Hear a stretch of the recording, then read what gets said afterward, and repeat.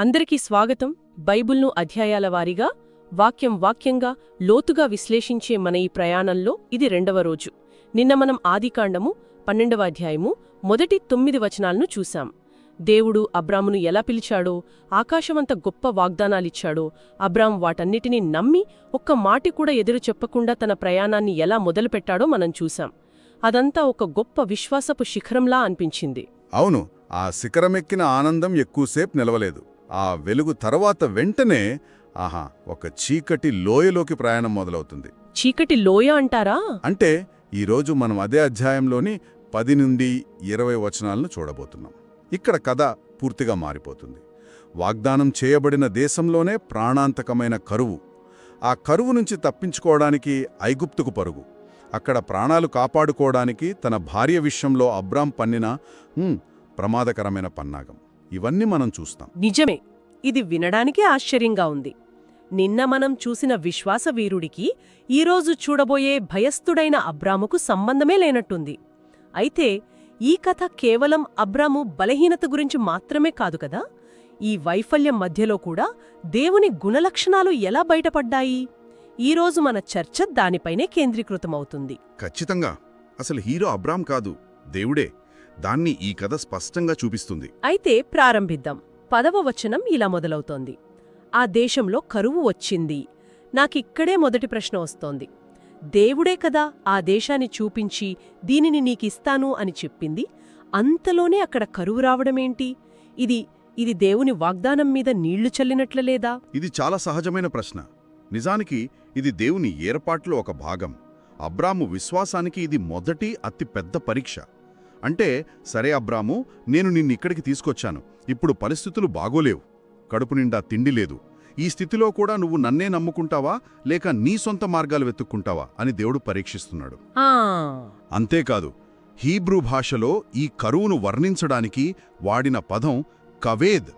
దీనికర్థం భారమైనది లేదా తీవ్రమైనది. ఇది ఏదో చిన్నపాటి కరువు కాదు, బ్రతకడమే కష్టమయ్యేంత భయంకరమైన కరువు. ఓకే, కరువు తీవ్రమైనది. మరి దానికి అబ్రాము స్పందనేంటి? ఐగుప్తుకు వెళ్లాలని నిర్ణయించుకున్నాడు. ఇది తెలివైన పనా లేక విశ్వాసలోపమా? ఎందుకంటే బ్రతకడానికి ప్రయత్నించడం తప్పు కాదు కదా. ఇక్కడే అసలు చర్చ మొదలవుతుంది. దీనిపై వ్యాఖ్యాతల మధ్య 2 బలమైన, పూర్తి భిన్నమైన అభిప్రాయాలున్నాయి. మొదటి వాదన ప్రకారం ఇది వివేకంతో కూడిన చర్య. అంటే ఐగుప్తులో ఆహారముంది, దేవుడు ఆ మార్గాన్ని తెరిచి ఉంచాడు. దాన్ని ఉపయోగించుకోవడం అవిశ్వాసమెలా అవుతుంది? అందుకే అబ్రాము అక్కడ బస చేయడానికి వెళ్లాడు. హీబ్రూలో దీనికి గుర్ అనే పదం వాడారు. అంటే తాత్కాలికంగా ఆశ్రయం పొందడం, శాశ్వతంగా స్థిరపడటం కాదు. కాని ఆ వాదన నాకు కొంచెం బలహీనంగా అనిపిస్తుంది. దేవుడే దేశాన్ని వాగ్దానం చేసినప్పుడు చిన్న కరువు రాగానే పారిపోవడమనేది దేవుణ్ణి అనుమానించినట్లే కదా. దీనిపై వ్యతిరేక వాదన బలంగా ఉండే అవకాశం ఉంది. మీరు సరిగ్గా పాయింట్ పట్టుకున్నారు. అదే రెండవ వాదన. ప్రాచీన రబ్బీలు, చాలామంది వ్యాఖ్యాతలు దీన్ని స్పష్టమైన విశ్వాస వైఫల్యంగా చూశారు. దేవుడు తనను కరువులో కూడా పోషించగలడని అబ్రాము నమ్మవలసింది. అవును, ఇక్కడ దిగివెళ్లడం అనే పదం చాలా కీలకం. హీబ్రూలో వాడిన పదం ఎరద్. ఈ పదానికి కేవలం భౌగోళికంగా ఐగుప్తుకు ప్రయాణించడమనే అర్థమే కాదు, ఒక బలమైన ప్రతికూల భావం కూడా ఉంది. బైబిల్లో తరచుగా ఈ పదం ఆత్మీయ పతనాన్ని, దేవునికి దూరం జరగడాన్ని సూచించడానికి వాడతారు. ఒక్క నిమిషం, అంటే మీరు చెప్పేది ఇది కేవలం ఒక ప్రయాణం కాదు, ఒక ఆత్మీయ పతనం అంటారా? ఖచ్చితంగా. అందుకే దీన్ని ఒక ఆత్మీయ తప్పిదంగా చూశారు. ఈ అవిశ్వాసపు చర్య వల్లే భవిష్యత్తులో అతని సంతానం ఐగుప్తులో బానిసలుగా దిగిపోవలసి వచ్చిందని వారు వాదిస్తారు. వావ్! అంటే అబ్రాము తీసుకున్న ఒక్క అడుగు భవిష్యత్ చరిత్రకు ఒక నీడల మారిందంటారా? ఇది చాలా లోతైన విషయం. సరే, ఆత్మీయంగా దిగిపోయి ఐగుప్తుకు చేరుకున్నాడు. అక్కడికి వెళ్ళాక అతని భయం ఇంకా పెరిగినట్టుంది. అవును, భయం భయాన్ని పెంచుతుంది. ఐగుప్తు సరిహద్దుకు రాగానే అతనికి తన భార్య షారై అందం గుర్తొచ్చింది. అతను ఏమనుకున్నాడంటే, ఐగుప్తీయులు నిన్ను చూస్తే నన్ను చంపేసి నిన్ను తీసుకుంటారు అని.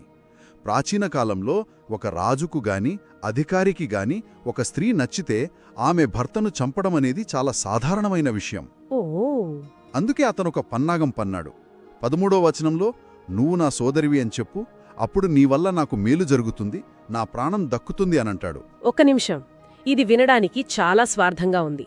తన ప్రాణం కాపాడుకోవడానికి తన భార్య పవిత్రతను పణంగా పెడుతున్నాడు. దేవుని వాగ్దానాన్ని నమ్మిన మనిషి ఇప్పుడు తన ప్రాణం కోసం ఇంతలా దిగజారిపోయాడా? ఇది నమ్మశక్యంగా లేదు. అక్కడే మనకు మానవ బలహీనత కనిపిస్తుంది. దేవుని వాగ్దానం అతని మనసులో ఉంది, కాని కళ్ల ముందున్న ప్రమాదం అతని విశ్వాసాన్ని కప్పేసింది.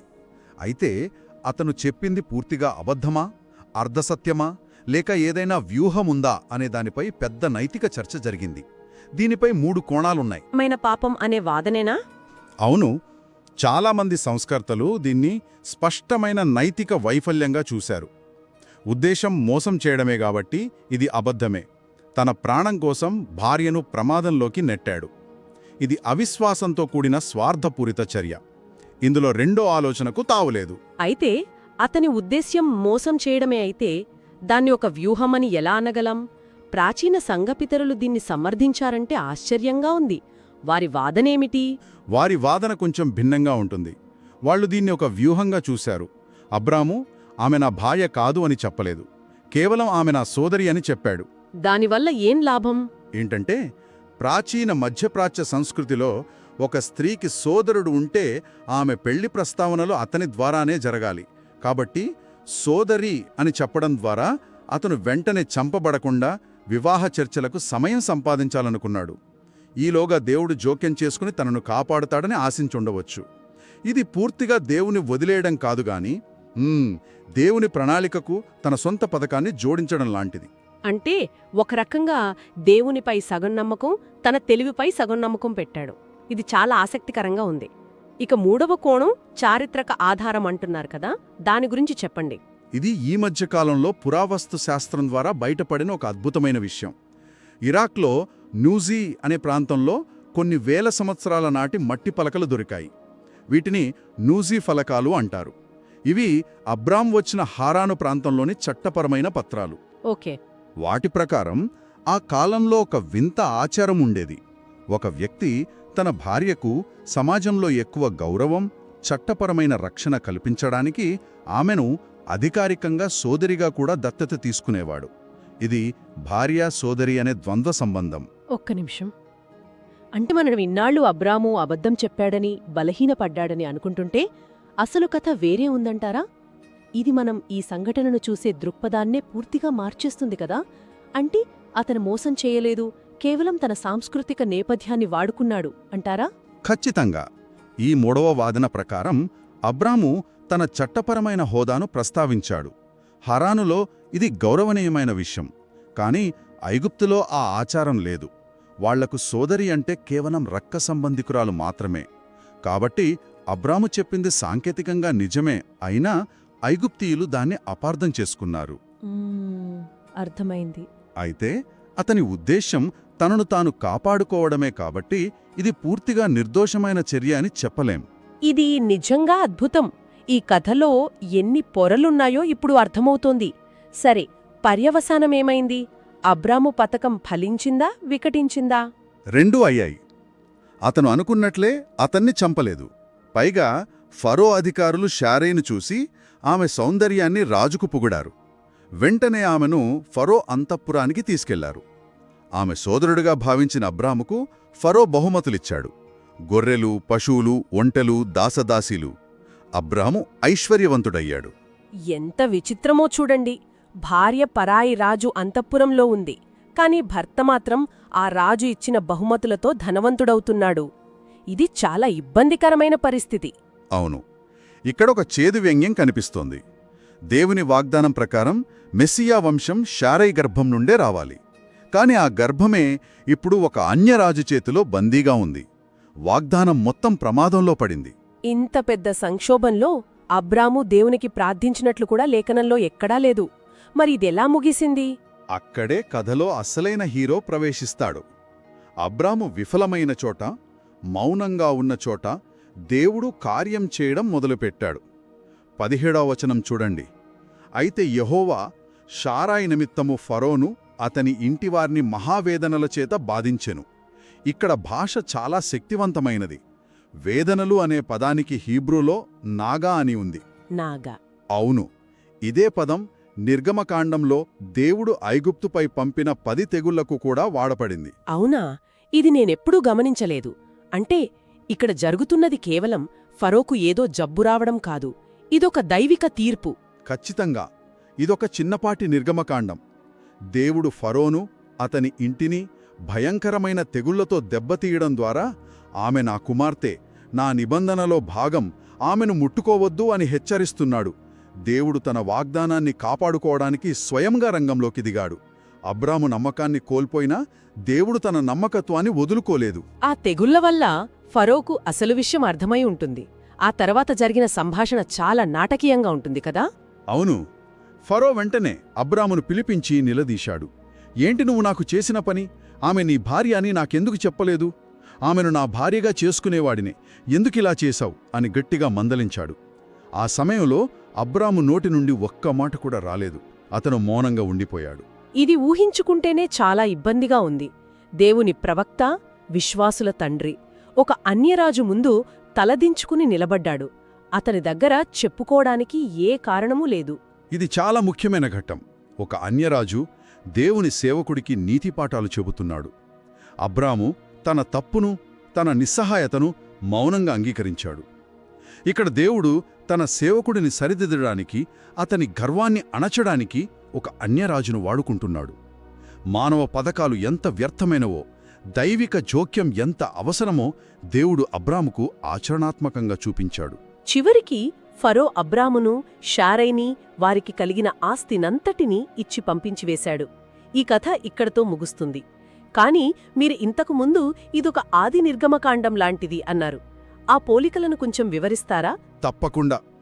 అబ్రాము అనుభవం కొన్ని వందల సంవత్సరాల తర్వాత ఇశ్రాయేలు జనాంగం అనుభవించబోయే నిర్గమకాండానికి ఒక ఖచ్చితమైన ఛాయాచిత్రం లాంటిది. రెండింటిలోనూ ఒకే నమూనా కనిపిస్తుంది. ఓహ్, ఎలాగా? 1. కరువు కారణంగా ఇద్దరు ఐగుప్తుకు దిగివెళ్లారు, యరాద్. 2. అక్కడ ఇద్దరి ప్రాణాలకు ముప్పు ఏర్పడింది, అబ్రాముకు, ఇశ్రాయేలు మగ శిశువులకు. 3. దేవుడు ఐగుప్తును దైవిక తీర్పులతో, అంటే తెగుళ్లతో నాగా దెబ్బతీశాడు. నిజమే. 4. ఇద్దరు ఐగుప్తీయుల సంపదతో తిరిగి వచ్చారు. అబ్రాముకు ఫరో బహుమతులిచ్చాడు, ఇశ్రాయేలీలు ఐగుప్తీయుల దగ్గర వస్తువులు తీసుకున్నారు. 5. ఇద్దరినీ ఫరో అధికారికంగా పంపించివేశాడు. ఈ పదానికి హీబ్రూలో షాలక్ అని ఉంది. రెండింటికి ఇదే పదం వాడబడింది. అద్భుతం.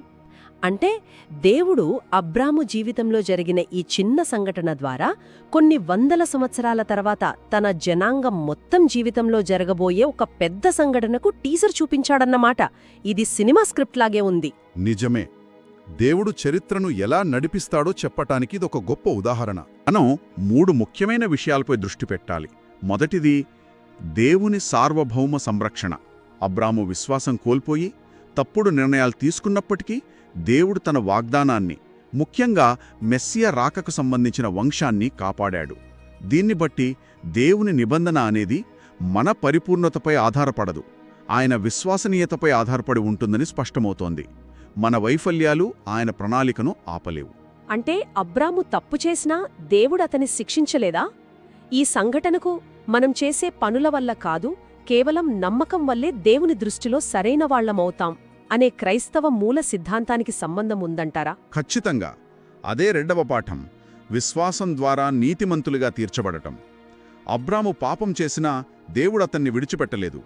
అతని పాపాన్ని బట్టి నిబంధనను రద్దు చేయలేదు. బదులుగా అతని పాపమున్నప్పటికీ అతన్ని రక్షించడానికి దేవుడు జోక్యం చేసుకున్నాడు. ఇది మన క్రియల వల్ల కాకుండా కేవలం దేవుని కృప మరియు మన విశ్వాసం ద్వారానే మనం రక్షించబడతామనే సత్యాన్ని బలపరుస్తుంది. అబ్రాము చర్యలు గొప్పవి కావు, కాని అతన్ని పిలిచిన దేవుడు గొప్పవాడు. ఇది చాలా ప్రోత్సాహకరమైన విషయం. ఇక 3వది, దీనికి మరో కోణం కూడా ఉంది కదా, పాపపు పరిణామాలు. అవును, ఇది మనం విస్మరించలేని విషయం. పాపపు దీర్ఘకాలిక పరిణామాలు. అబ్రాము ఐగుప్తు నుండి సంపదతో పాటు దాసదాసీలను కూడా తీసుకొచ్చాడు. చాలామంది వ్యాఖ్యాతల నమ్మకం ప్రకారం ఆ దాసీలలో ఒకరే హాగరు. ఓ, హాగరు. అవును. భవిష్యత్తులో షారై సలహా మేరకు అబ్రాము హాగరు ద్వారా ఇష్మాయేలును కంటాడు. అది కుటుంబంలో ఎంత పెద్ద సంఘర్షణకు, వేదనకు కారణమైందో మనకు తెలుసు. అంటే అబ్రాము యొక్క భయంతో కూడిన పతకం వల్ల వచ్చిన ఆశీర్వాదంలోనే భవిష్యత్ శోధనకు బీజాలు కూడా ఉన్నాయి. మన అవిశ్వాసపు చర్యలకు కొన్నిసార్లు దేవుని క్షమాపణ దొరుకుతుంది, కానీ వాటి పరిణామాలు మాత్రం మనతోనే ఉంటాయి. అద్భుతం. ఈరోజు చర్చ నాకు ఒక కొత్త దృక్పథాన్నిచ్చింది. ఈ కథ అబ్రాము యొక్క పరిపూర్ణ విశ్వాసం గురించి కాదు, దేవుని పరిపూర్ణ విశ్వసనీయత గురించి. ఇక్కడ కథానాయకుడు తన సొంత పతకాలతో గెలిచిన అబ్రాము కాదు, తన ప్రజల బలహీనతలో జోక్యం చేసుకుని వారిని కాపాడే దేవుడే అసలైన నాయకుడు. ఆయన తన వాగ్దానాలను ఎంతమాత్రము తప్పిపోని దేవుడు. దేవుని వాగ్దానాలపై ఆధారపడకుండా మన సొంత తెలివితేటలపై, మన సొంత పథకాలపై ఆధారపడతాం. కానీ ఈ కథ మనకు గుర్తుచేసేది ఏమిటంటే, మనం ఎంత తప్పిపోయినా మన దేవుడు మనల్ని విడిచిపెట్టడు. ఆయన మనల్ని రక్షించడానికి మన బలహీనతల్లోకి దిగువచ్చే దేవుడు. మన వైఫల్యాల కంటే ఆయన కృప ఎప్పుడూ గొప్పది. మా తదుపరి చర్చ కోసం చూస్తూ ఉండండి. వీలైతే సబ్స్క్రైబ్ చేసుకోండి.